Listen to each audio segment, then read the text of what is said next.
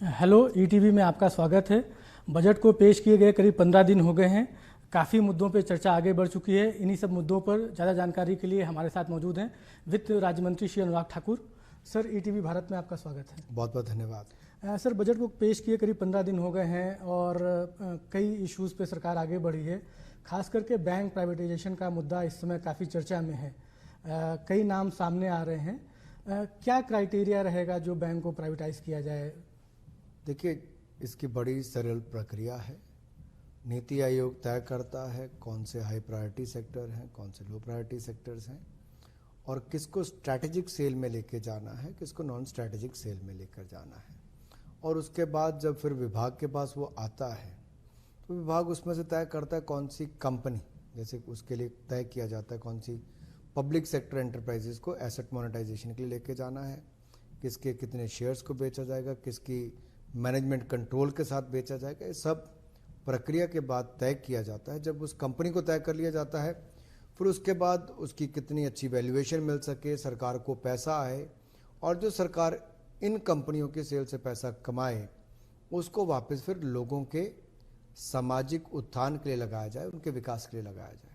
तो क्या कुछ नाम चिन्हित किए गए हैं? क्योंकि अगले साल के लिए जो टारगेट है, वित्त मंत्री जी ने कहा था आईडीबीआई और 2 और बैंक, लेकिन अब 4 बैंक्स के नाम आ रहे हैं। तो लोगों में एक जिज्ञासा है, खास करके बैंक कर्मियों में, कि कौन से 4 बैंक हो सकते हैं या कौन से 2 बैंक हो सकते हैं?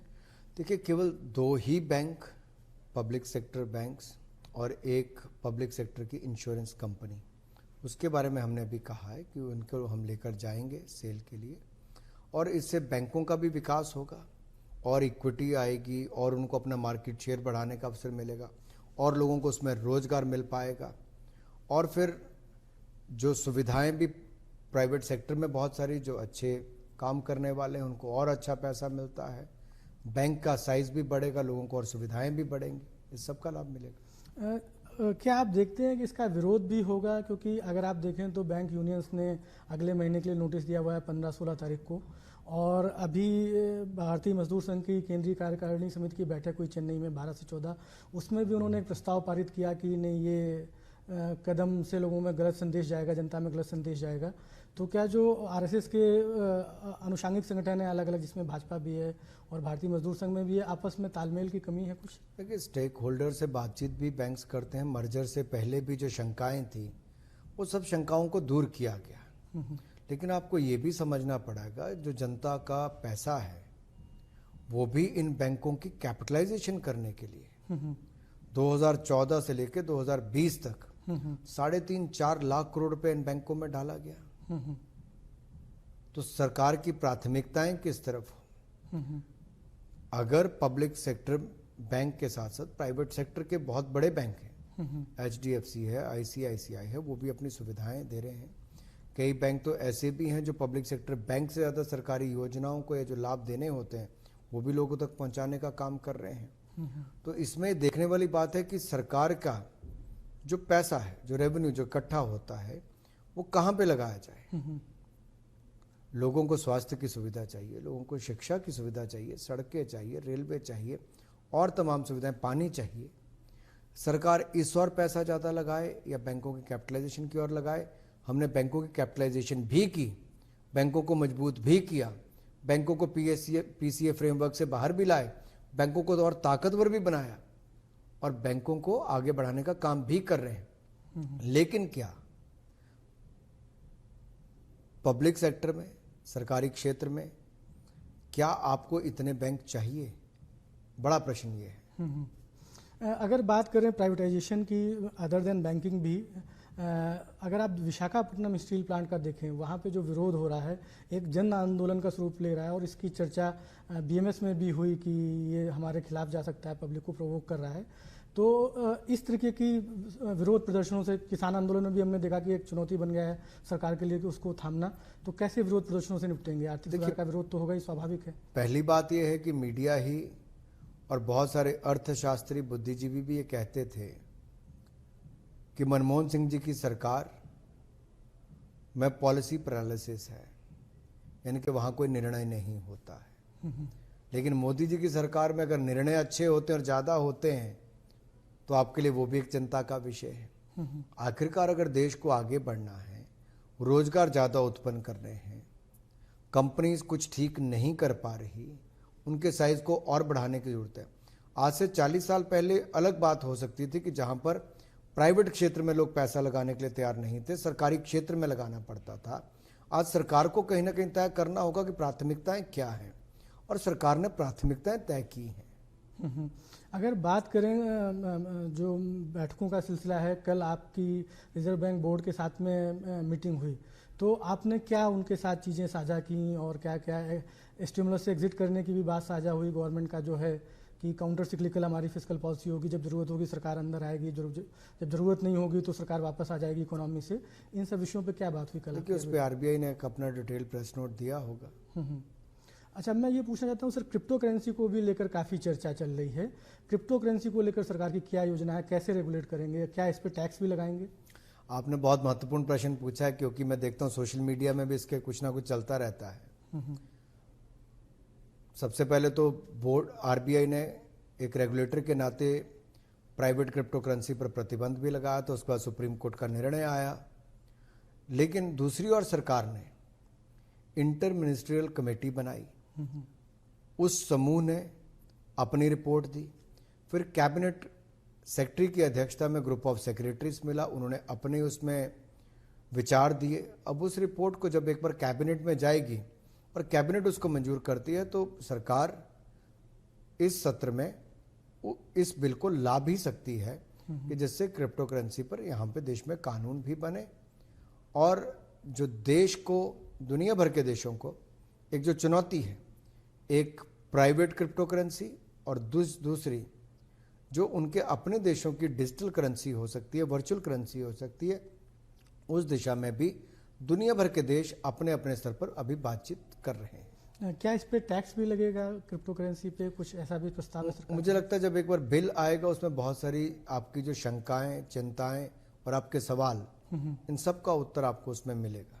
अच्छा, मैं आपसे ये भी पूछना चाहता हूँ, इस बीच में काफ़ी चर्चा इस विषय भी हुई, जो विदेशी कंपनियां हैं, टेक जायंट्स हैं, Google, Facebook, LinkedIn, Twitter, Microsoft वगैरह, इनका स्केल ऑफ ऑपरेशन इंडिया में बहुत बड़ा है। उस अनुपात में ये टैक्स नहीं देते हैं। इक्वलाइजेशन लेवी लगाई गई थी 2016 में, लेकिन वो डायरेक्ट टैक्स है। लोगों का कहना है कि जितने ऐड ये सर्व करते हैं इंडियन व्यूअर्स को, उस हिसाब से इन पे कोई इनडायरेक्ट टैक्स भी होना चाहिए। तो उस पर क्या सरकार की योजना है?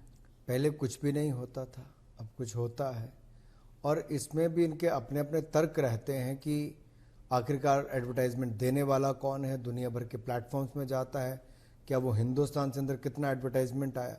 तो बहुत सारे इश्यूज हैं जो लगातार ministry of electronics and information technology, जिसको मेटी भी कहते हैं, उनके माध्यम से भी ये लोग रिप्रेजेंट करते हैं, और रेवेन्यू डिपार्टमेंट भी अलग अलग तरह से देखता है।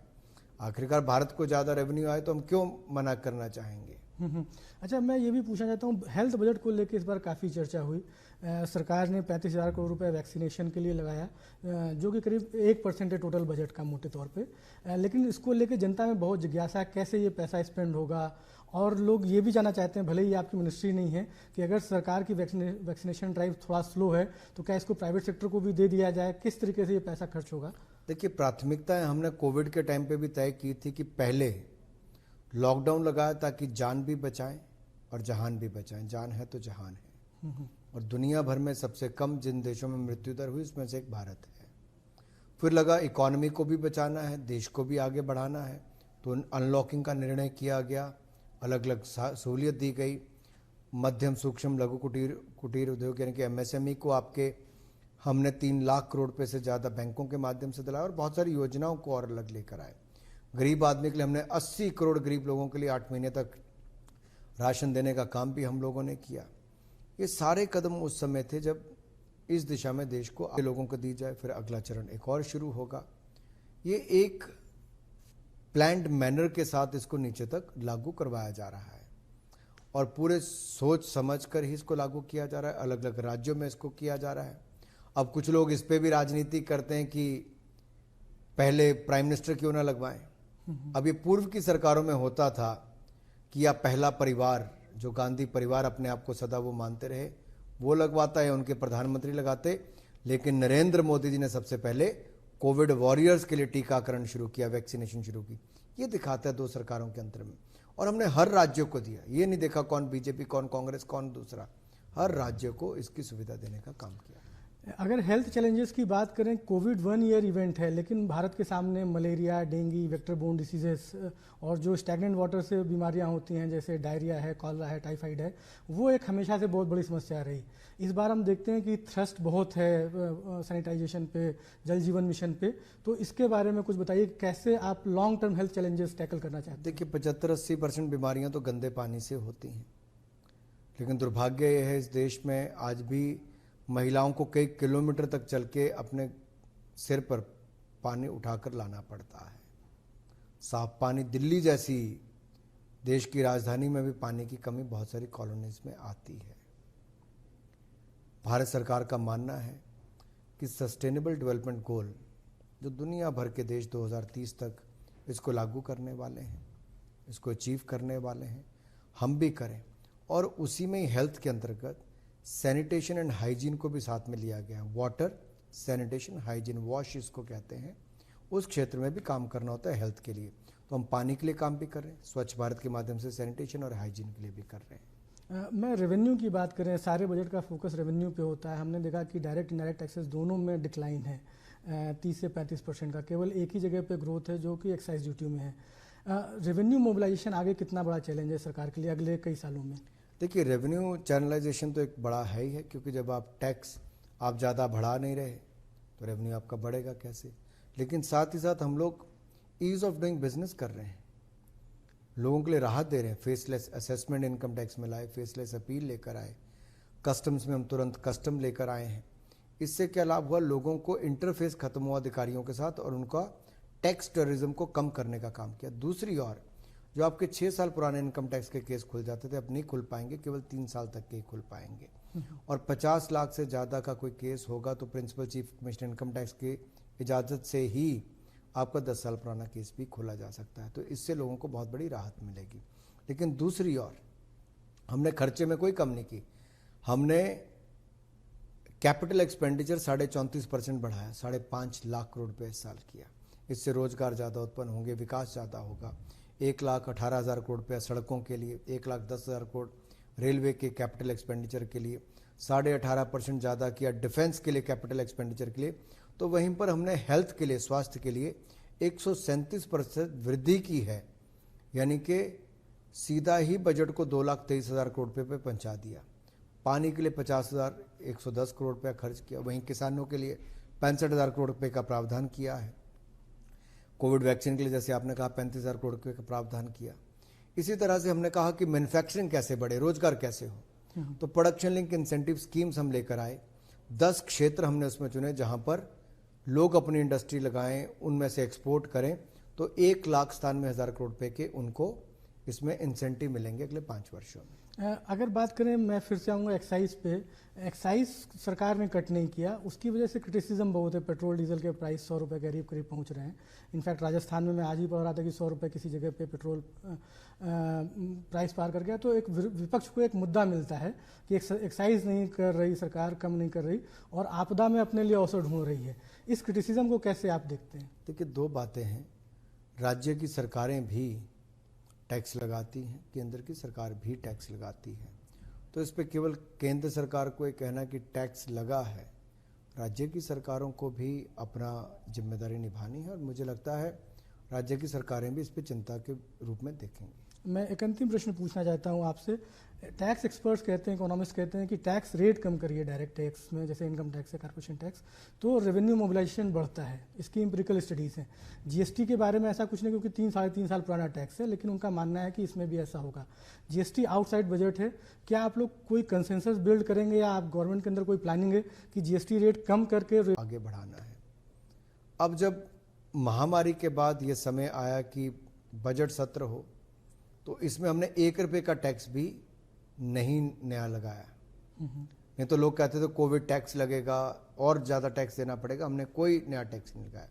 वहीं दूसरी ओर 35,000 करोड़, जैसा आपने अभी कहा, पूरे देश भर में वैक्सीन उपलब्ध हो, पहले कोविड वॉरियर्स को दी जाए, फिर अगले ज़्यादा उम्र रेवेन्यू मोबिलाइजेशन बढ़ाया जाए, ईज ऑफ डूइंग बिजनेस बढ़ाई जाए। देखिए पहली बात तो जीएसटी के रेट, जीएसटी काउंसिल तय करती है, जहां सभी राज्यों के प्रतिनिधि आते हैं और समय समय पर वो रेट ऊपर नीचे करते भी हैं।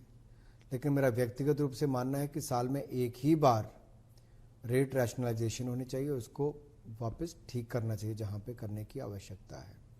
रेवेन्यू बढ़े उसके लिए हमने लगातार मुहिम चलाई, फेक बिलिंग के खिलाफ भी चलाई है। जो लोग गलत काम करते हैं उनको गिरफ्तार भी किया, उनके खिलाफ कार्रवाई भी की, लेकिन वहीं पर ईमानदार लोगों को हमने फैसिलिटेट भी किया है। अब रेवेन्यू बढ़े कैसे? डायरेक्ट टैक्सेस में कॉर्पोरेट टैक्स को अगर आप कहें तो हमने 30% से कम करके 15% कर दिया, जो नए मैन्युफैक्चरिंग यूनिट लगाएगा। जो एग्जिस्टिंग थे उनको 30% से कम करके 22% कर दिया।